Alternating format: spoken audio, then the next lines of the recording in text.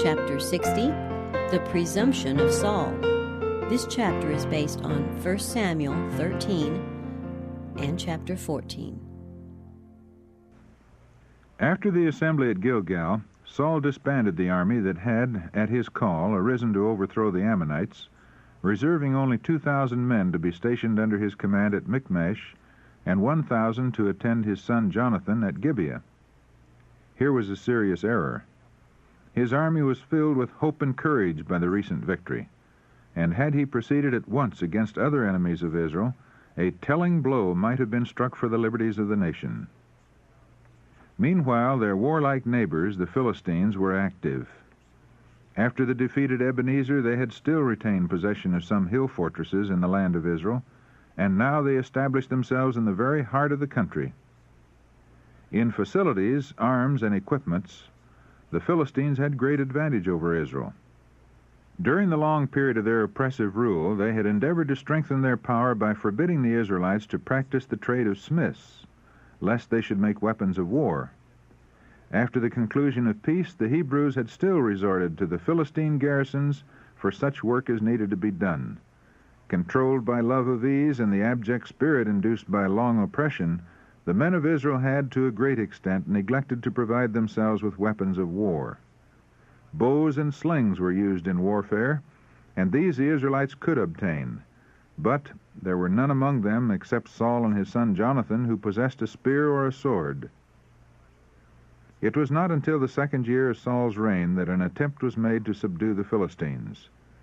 The first blow was struck by Jonathan, the king's son, who attacked and overcame their garrison at Gibeah. The Philistines, exasperated by this defeat, made ready for a speedy attack upon Israel. Saul now caused war to be proclaimed by the sound of the trumpet throughout the land, calling upon all the men of war, including the tribes across the Jordan, to assemble at Gilgal. This summons was obeyed. The Philistines had gathered an immense force at Michmash, 30,000 chariots and 6,000 horsemen, and people as the sand which is on the seashore in multitude. When the tidings reached Saul and his army at Gilgal, the people were appalled at the thought of the mighty forces they would have to encounter in battle. They were not prepared to meet the enemy, and many were so terrified that they dared not come to the test of an encounter. Some crossed the Jordan, while others hid themselves in caves and pits and amid the rocks that abounded in that region. As the time for the encounter drew near, the number of desertions rapidly increased, and those who did not withdraw from the ranks were filled with foreboding and terror. When Saul was first anointed king of Israel, he had received from Samuel explicit directions concerning the course to be pursued at this time. "Thou shalt go down before me to Gilgal," said the prophet, "and behold, I will come down unto thee, to offer burnt offerings, and to sacrifice sacrifices of peace offerings. 7 days shalt thou tarry, till I come to thee, and show thee what thou shalt do." 1 Samuel chapter 10, verse 8. Day after day Saul tarried, but without making decided efforts toward encouraging the people and inspiring confidence in God. Before the time appointed by the prophet had fully expired, he became impatient at the delay and allowed himself to be discouraged by the trying circumstances that surrounded him. Instead of faithfully seeking to prepare the people for the service that Samuel was coming to perform, he indulged in unbelief and foreboding. The work of seeking God by sacrifice was a most solemn and important work, and God required that his people should search their hearts and repent of their sins, that the offering might be made with acceptance before him, and that his blessing might attend their efforts to conquer the enemy. But Saul had grown restless, and the people, instead of trusting in God for help, were looking to the king whom they had chosen to lead and direct them. Yet the Lord still cared for them, and did not give them up to the disasters that would have come upon them if the frail arm of flesh had become their only support. He brought them into close places, that they might be convicted of the folly of depending on man, and that they might turn to him as their only help. The time for the proving of Saul had come. He was now to show whether or not he would depend on God, and patiently wait according to his command, thus revealing himself as one whom God could trust in trying places as the ruler of his people, or whether he would be vacillating and unworthy of the sacred responsibility that had devolved upon him. Would the king whom Israel had chosen listen to the ruler of all kings? Would he turn the attention of his faint-hearted soldiers to the one in whom is everlasting strength and deliverance? With growing impatience, he awaited the arrival of Samuel and attributed the confusion and distress and desertion of his army to the absence of the prophet. The appointed time came, but the man of God did not immediately appear. God's providence had detained his servant, but Saul's restless, impulsive spirit would no longer be restrained. Feeling that something must be done to calm the fears of the people, he determined to summon an assembly for religious service, and by sacrifice entreat the divine aid. God had directed that only those consecrated to the office should present sacrifices before him. But Saul commanded, "Bring hither a burnt offering." And, equipped as he was with armor and weapons of war, he approached the altar and offered sacrifice before God. And it came to pass that as soon as he had made an end of offering the burnt offering, behold, Samuel came, and Saul went out to meet him, that he might salute him. Samuel saw at once that Saul had gone contrary to the express directions that had been given him. The Lord had spoken by his prophet that at this time he would reveal what Israel must do in this crisis. If Saul had fulfilled the conditions upon which divine help was promised, the Lord would have wrought a marvelous deliverance for Israel, with the few who were loyal to the king. But Saul was so well satisfied with himself and his work that he went out to meet the prophet as one who should be commended rather than disapproved. Samuel's countenance was full of anxiety and trouble. But to his inquiry, "What hast thou done?" Saul offered excuses for his presumptuous act. He said, "I saw that the people were scattered from me, and that thou camest not within the days appointed, and that the Philistines gathered themselves together at Michmash. Therefore, said I, the Philistines will come down now upon me to Gilgal, and I have not made supplication unto the Lord. I forced myself, therefore, and offered a burnt offering." And Samuel said to Saul, "Thou hast done foolishly. Thou hast not kept the commandment of the Lord thy God, which he commanded thee. For now would the Lord have established thy kingdom upon Israel forever. But now thy kingdom shall not continue. The Lord hath sought him a man after his own heart, and the Lord hath commanded him to be captain over his people." And Samuel arose, and gat him up from Gilgal unto Gibeah of Benjamin.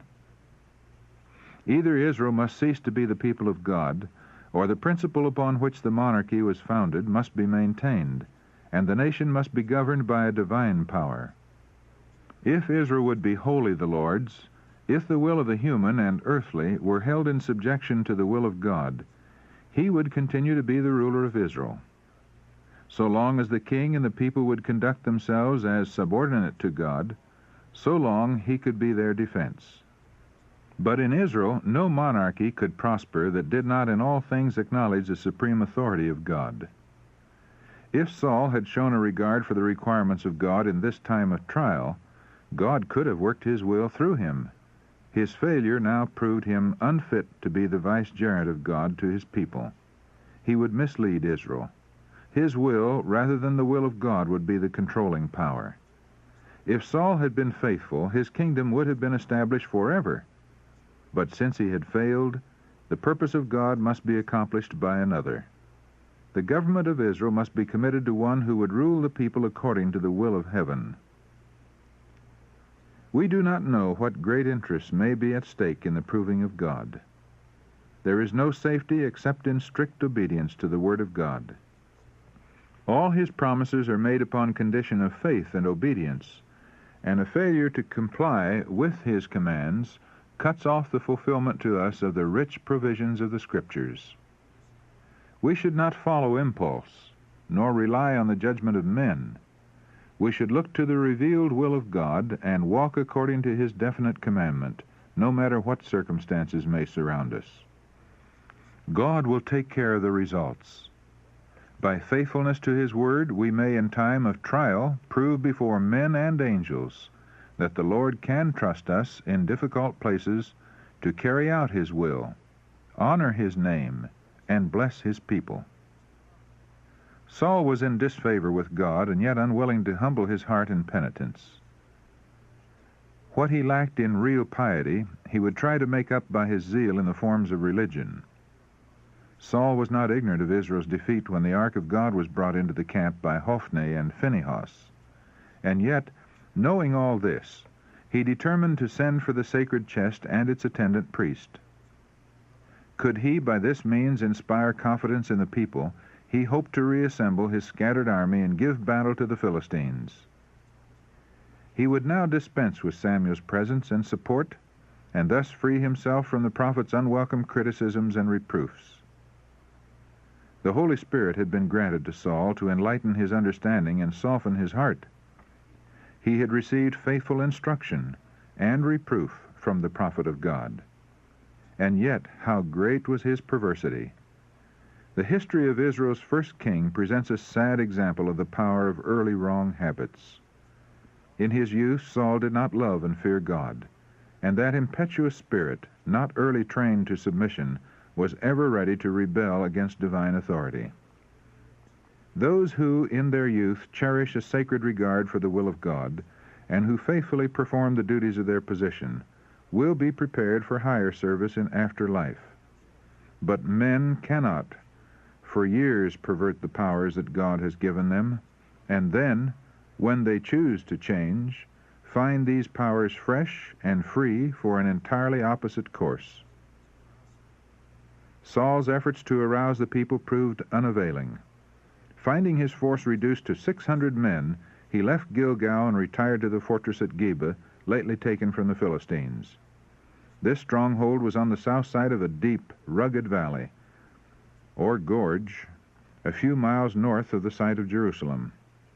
On the north side of the same valley at Michmash, the Philistine force lay encamped, while detachments of troops went out in different directions to ravage the country. God had permitted matters to be thus brought to a crisis that he might rebuke the perversity of Saul and teach his people a lesson of humility and faith. Because of Saul's sin in his presumptuous offering, the Lord would not give him the honor of vanquishing the Philistines.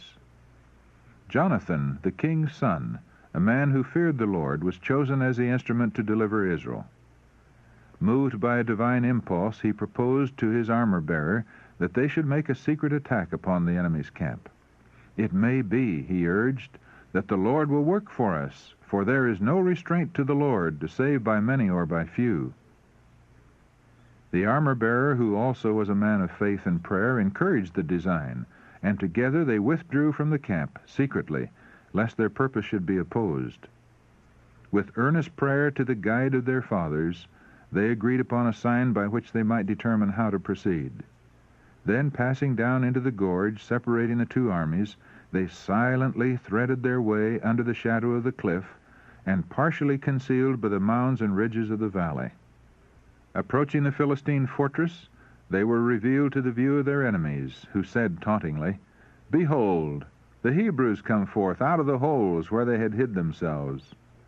Then challenged them, "Come up to us, and we will show you a thing," meaning that they would punish the two Israelites for their daring.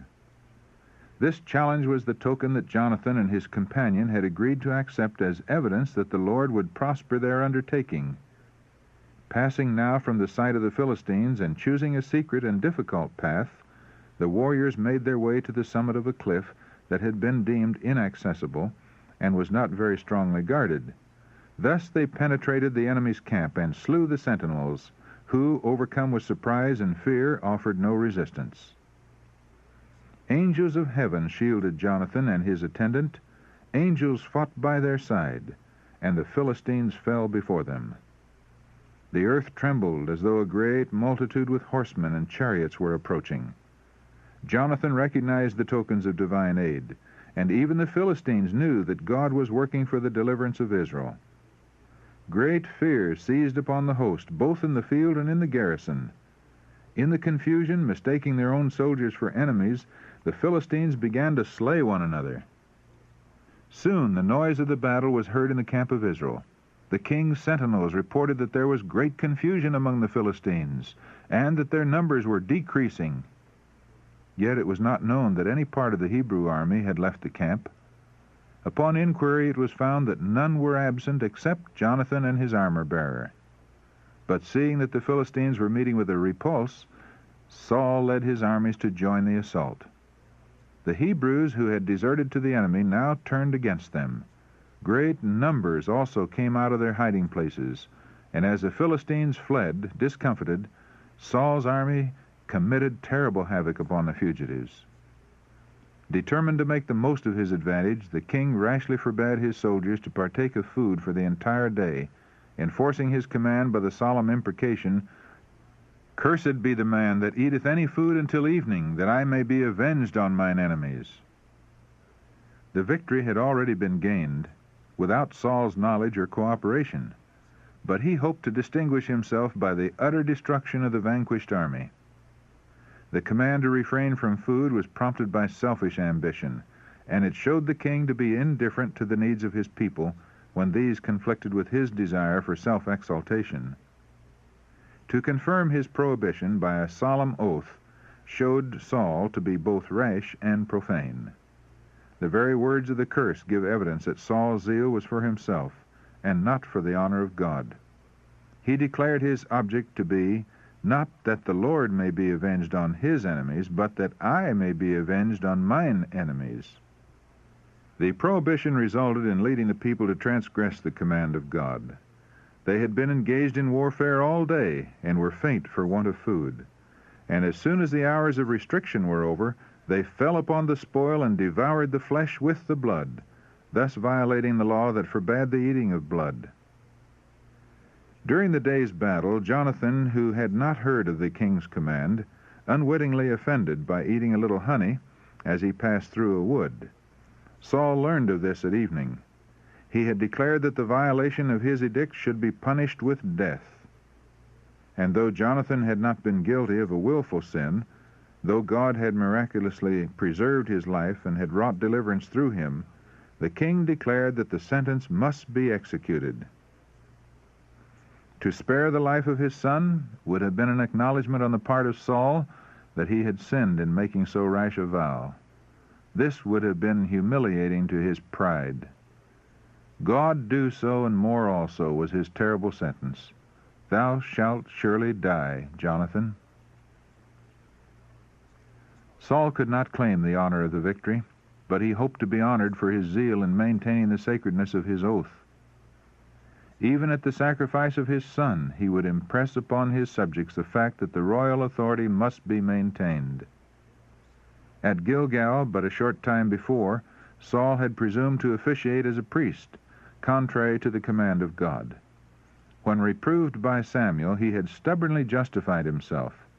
Now, when his own command was disobeyed, though the command was unreasonable and had been violated through ignorance, the king and father sentenced his son to death. The people refused to allow the sentence to be executed. Braving the anger of the king, they declared, "Shall Jonathan die, who hath wrought this great salvation in Israel? God forbid.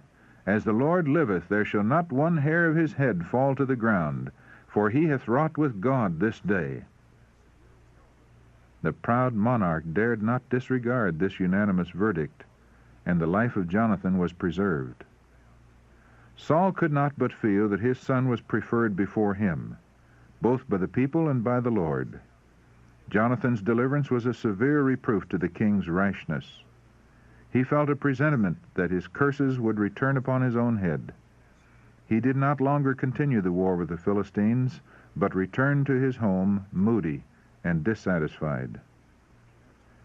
Those who are most ready to excuse or justify themselves in sin are often most severe in judging and condemning others. Many, like Saul, bring upon themselves the displeasure of God, and they reject counsel and despise reproof. Even when convinced that the Lord is not with them, they refuse to see in themselves the cause of their trouble. They cherish a proud, boastful spirit, while they indulge in cruel judgment or severe rebuke of others who are better than they.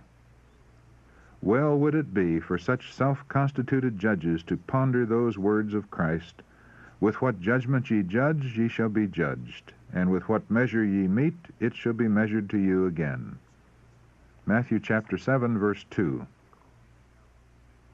Often those who are seeking to exalt themselves are brought into positions where their true character is revealed. So it was in the case of Saul. His own course convinced the people that kingly honor and authority were dearer to him than justice, mercy, or benevolence. Thus the people were led to see their error in rejecting the government that God had given them. They had exchanged the pious prophet, whose prayers had brought down blessings, for a king who in his blind zeal had prayed for a curse upon them. Had not the men of Israel interposed to save the life of Jonathan, their deliverer would have perished by the king's decree. With what misgivings must that people afterward have followed Saul's guidance! How bitter the thought that he had been placed upon the throne by their own act! The Lord bears long with the waywardness of men, and to all he grants opportunity to see and forsake their sins. But while he may seem to prosper those who disregard his will and despise his warnings, he will, in his own time, surely make manifest their folly.